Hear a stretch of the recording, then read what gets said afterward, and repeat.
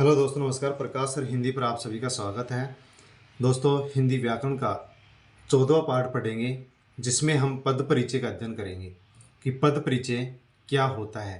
परिचय का अर्थ पहचान होता है और पद जब किसी शब्द को वाक्य में प्रयुक्त कर दिया जाता है, व्याकरणिक कोटि में बांध दिया जाता है, तो उसे पद कहते हैं। तो इस 14वें पार्ट में हम पद परिचय का अध्ययन करते हैं कि पद परिचय किसे कहते हैं। इसकी परिभाषा है, वाक्य में प्रयुक्त किसी शब्द की भूमिकाओं का परिचय देना पद परिचय कहलाता है। वर्णों के सार्थक समूह को शब्द कहते हैं और शब्द को जब वाक्य में प्रयुक्त कर दिया जाता है तो उसे पद कहते हैं। और वाक्य में जिस भी शब्द को व्याकरणिक कोटि में बांध दिया जाता है, अन्य शब्दों से उसका संबंध बना दिया जाता है, तो उस शब्द को वाक्य में शब्द न कहकर पद कहते हैं और उस पद की पहचान ही पद परिचय कहलाता है। वाक्य में प्रयुक्त शब्द पद कहलाते हैं। पदों का परिचय देना, पदों की स्थिति बताना, उनका लिंग, वचन, कारक, भेद तथा अन्य पदों से संबंध बताना पद परिचय कहलाता है। कि वाक्य में जो पद होते हैं उनका परिचय देना, उनकी स्थिति बताना, उस पद का लिंग, वचन, कारक कौन सा है, उसका भेद कौन सा है, या अन्य जो पद हैं वाक्य में उनसे उस पद का क्या संबंध है, इन सब का परिचय देना ही पद परिचय कहलाता है।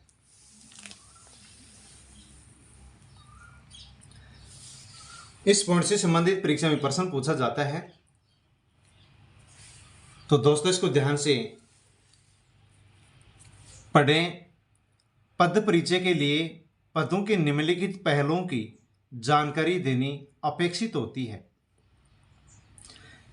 पद परिचय में जो वाक्य में पद होता है, उस पद के कौन कौन से क्या पहलू हैं उनकी जानकारी देना ही पद परिचय है। तो हम उन पहलुओं पर बात करेंगे जो कि पद परिचय के लिए अति महत्वपूर्ण होते हैं। जैसे कि कक्षा 10 के अंदर भी पद परिचय पॉइंट हिंदी व्याकरण में जोड़ा गया है और यहाँ से प्रश्न पूछा जाता है। अनेक विभिन्न जो प्रतियोगी परीक्षाएं होती हैं उनमें भी यहाँ से प्रश्न पूछा जाता है। तो पद परिचय में कौन कौन से पहलुओं की जानकारी देनी होती है। संज्ञा की जानकारी देनी होती है कि जो पद है उसका परिचय देते समय में ये बताना होता है कि संज्ञा का कौन सा भेद है, संज्ञा के भेद, उसका लिंग, वचन, कारक और क्रिया के साथ उसका संबंध क्या है, इसकी जानकारी देनी होती है। उदाहरण के माध्यम से हम आगे समझेंगे। सर्वनाम, सर्वनाम के भेद, भेद का नाम लिखना पड़ता है। पुरुष, लिंग, वचन, कारक, क्रिया के साथ उस सर्वनाम शब्द का संबंध क्या है ये बताना पड़ता है, लिखना पड़ता है। विशेषण, विशेषण के भेद, लिंग, वचन, विशेष्य, अवस्था पर विशेषण का उल्लेख करना पड़ता है। क्रिया कौन सी है, अकर्मक, सकर्मक, लिंग, वचन, पुरुष, धातु, काल, वाच्य, प्रयोग, कर्ता और कर्म का संकेत भी देना पड़ता है। यानी वाक्य में जितने भी पद प्रयुक्त किए जाते हैं उन सब का किस प्रकार से क्या परिचय दिया जाता है, उन सभी पहलुओं पर हम अध्ययन कर रहे हैं। तो संज्ञा, सर्वनाम, विशेषण और क्रिया के जो भी भेद होते हैं उनका अन्य पदों के साथ क्या संबंध होता है उसके बारे में हमें जानकारी देनी होती है। इसके अलावा क्रिया विशेषण के भेद का नाम बताना पड़ता है, लिखना पड़ता है और जिस क्रिया की विशेषता बताई गई है उससे संबंध बताया जाता है, लिखा जाता है। समुच्चय बोधक अव्यय, उसका कौन सा भेद है, संयुक्त शब्दों, वाक्यांशों तथा वाक्यों का उल्लेख करना पड़ता है। संबंध बोधक अव्यय, उसके भेद, पदों, पदबंधों, वाक्यांशों से संबंध का निर्देश दिया जाता है। विस्मयादि बोधक अव्यय, उसका भेद कौन सा है, भेद का नाम लिखना पड़ता है। इस प्रकार पद परिचय के अंतर्गत किसी पद का पूर्ण व्याकरणिक परिचय दिया जाता है। उसे ही पद परिचय कहते हैं। जैसे कि यहाँ पर हम अब उदाहरण के माध्यम से समझेंगे। एक वाक्य है, हम अपने देश पर मर मिटेंगे। अब इस वाक्य में जितने भी पद हैं, हम अपने देश, मर मिटेंगे, इन सब का परिचय हम यहाँ पर पढ़ेंगे कि कौन से शब्द में कौन सी व्याकरण की कोटि है और उसका भेद कौन सा है। जैसे कि पहला ही वाक्य का शब्द है, पद है हम, तो हम संज्ञा तो है नहीं, सर्वनाम है, और सर्वनाम भी कौन सा है, पुरुषवाचक सर्वनाम है, और पुरुषवाचक सर्वनाम का भी उत्तम पुरुष है। हम शब्द बहुवचन है, हम शब्द पुल्लिंग है, कर्ता कारक है। तो इस प्रकार से हमें परीक्षाओं में परिचय देना पड़ता है, जो कि बहुत ही आसान और सरल है। अगला पद है अपने। अपने संज्ञा नहीं है, सर्वनाम है, अपने निजवाचक सर्वनाम है, अपने पुल्लिंग शब्द है, एक वचन है, संबंध कारक है, और देश से संबंध है।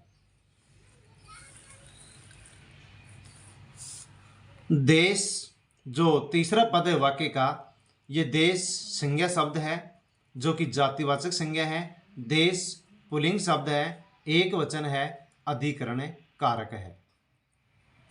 मर मिटेंगे जो कि वाक्य में क्रिया है, जो कि अकर्मक क्रिया है।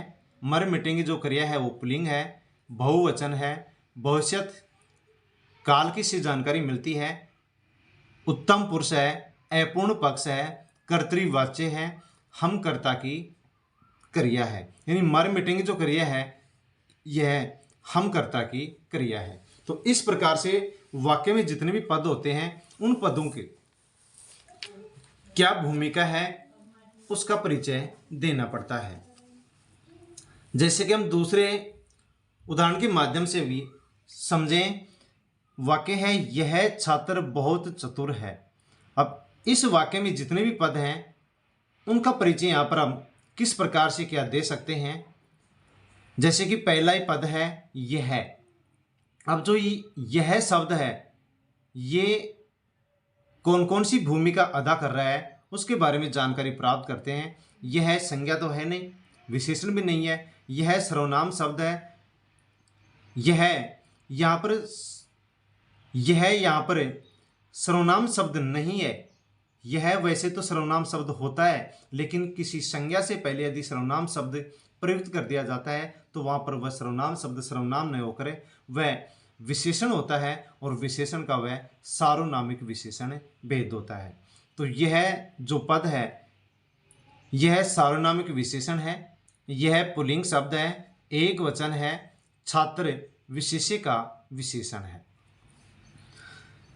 अगला पद छात्र। तो छात्र जातिवाचक संज्ञा है, छात्र पुल्लिंग है, छात्र एक वचन है इस वाक्य में, छात्र कर्ता कारक है, छात्र क्रिया का कर्ता है। इस प्रकार से हम पद परिचय आसानी से दे सकते हैं। तीसरा पद है बहुत। तो बहुत जो शब्द है वो इस वाक्य में परिमाणवाचक विशेषण है और चतुर विशेषण का परविशेषण है। चतुर गुणवाचक विशेषण है, पुल्लिंग है, एक वचन है, और छात्र विशेष्य है।